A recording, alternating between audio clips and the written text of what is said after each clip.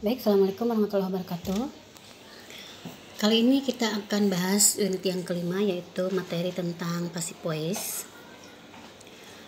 Standar kompetensinya adalah menganalisis fungsi sosial, struktur teks, dan unsur kebahasaan untuk menyatakan dan menanyakan tentang tindakan atau kegiatan tanpa perlu menyebutkan pelakunya.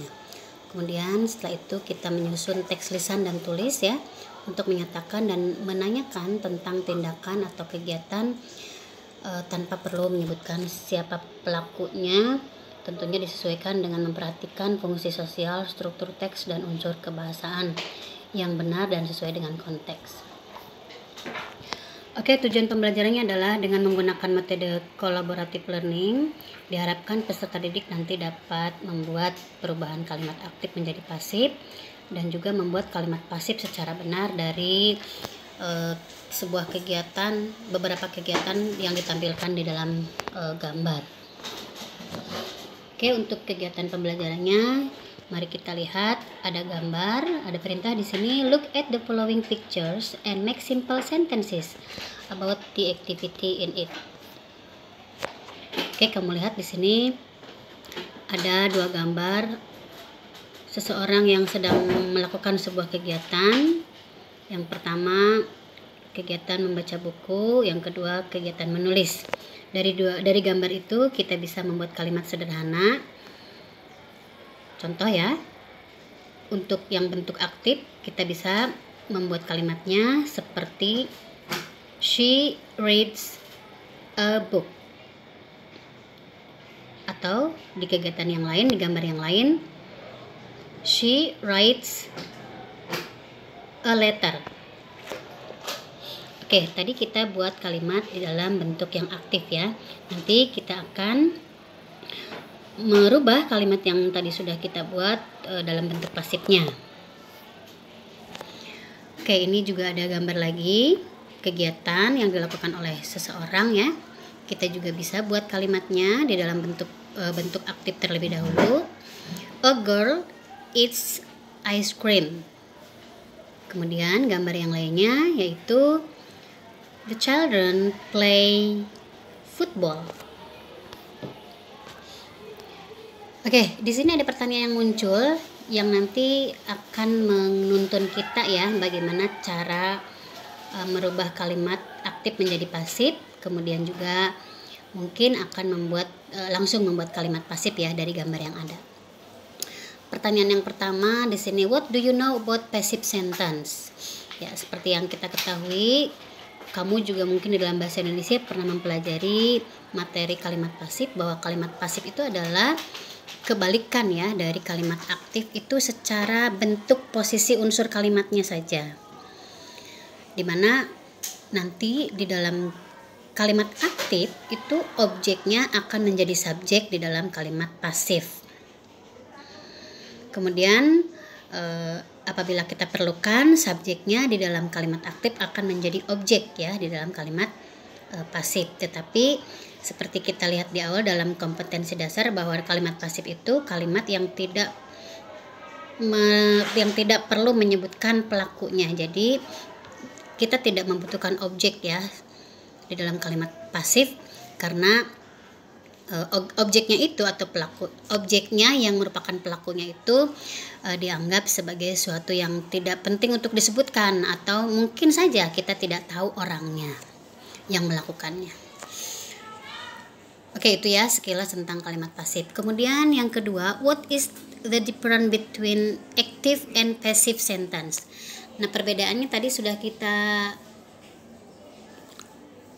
katakan ya di dalam soal nomor 1, bahwa perbedaannya pada posisi subjek atau pelaku ya.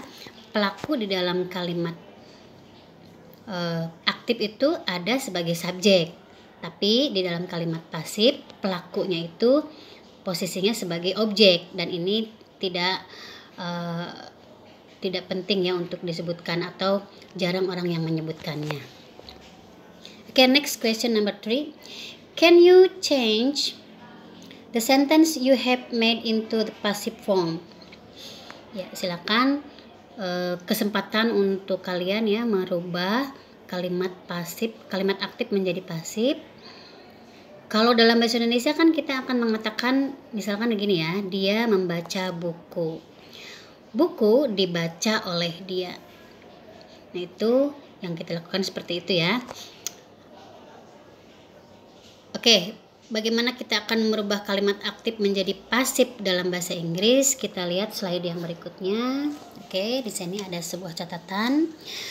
Passive sentence is the opposite of active sentence in form, but they have the same meaning.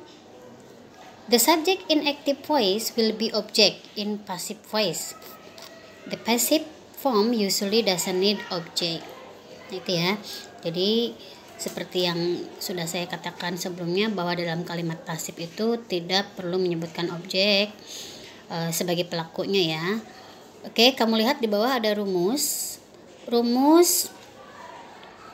untuk membuat kalimat pasif. Ada rumus intinya, yaitu penggunaan be yang diikuti dengan past participle. Be-nya nanti ketika masuk ke dalam kalimat bisa saja akan berwujud seperti ini nih, is, am, atau are jika kejadiannya itu masa sekarang, atau bisa berwujud was atau were ya jika kejadiannya terjadi di masa lampau. Kemudian past participle adalah verb 3. Perlu kamu ketahui bahwa verb 3 itu adalah kata kerja yang sama ya dengan kata kerja kedua jika dia beraturan. Apa sih aturannya? Aturannya adalah kita menambahkan imbuhan D atau ED di belakangnya. Tapi itu jika beraturan ya. Kalau tidak beraturan, kamu tidak boleh sembarangan merubahnya menjadi seperti apa. Yang kita harus lakukan adalah kita harus melihatnya ke dalam kamus. Silakan kalian yang mempunyai kamus, baik itu kamus yang berupa buku atau kamus yang ada di Android, boleh digunakan ya untuk mengetahui seperti apa bentuk kata kerja ketiga yang kita butuhkan nanti. Oke, di sini ada contoh kalimatnya.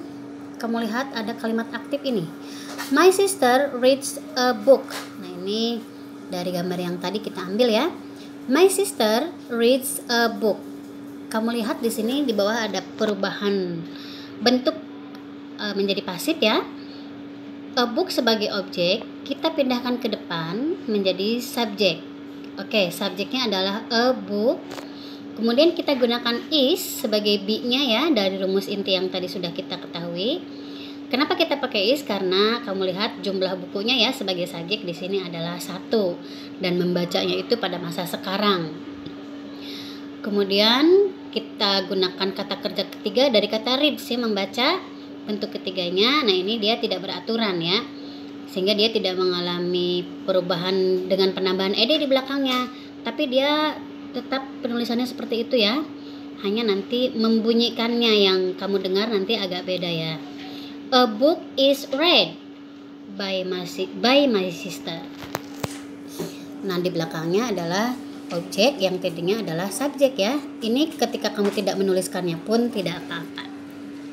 Oke, untuk contoh kalimat yang kedua ada they play football. Mereka bermain bola. Nah, bermain bolanya di masa sekarang ya. Kamu lihat football adalah objeknya. Kita pindahkan ke depan menjadi subjek. Kita gunakan be-nya itu is karena kamu lihat football ya, bolanya pasti 1 ya. Kemudian terjadi masa sekarang. Kemudian play bentuk ketiganya dia beraturan, played, kamu tambahkan ed di belakangnya. Kemudian kita gunakan objek ya yang tadinya subjek they menjadi by them. Nah, ini ketika kita tidak menuliskannya pun tidak apa-apa.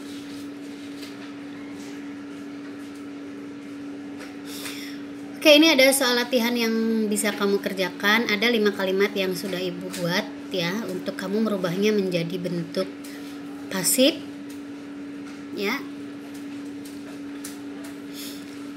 Kalimat ini semuanya berbentuk jenisnya simple ya, kalimat yang sederhana.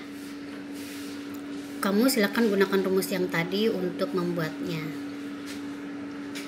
Oke, untuk latihan yang berikutnya di sini ada gambar-gambar yang muncul. Silakan dari gambar ini kamu buat langsung ya ke dalam bentuk pasifnya. Oke, sekian saja yang bisa saya sampaikan dalam pembelajaran materi pasif voice. Nanti di pertemuan yang akan datang, Ibu ingin tahu bagaimana hasil pekerjaannya dalam mengerjakan latihan-latihan tadi. Oke, terima kasih. Assalamualaikum warahmatullahi wabarakatuh.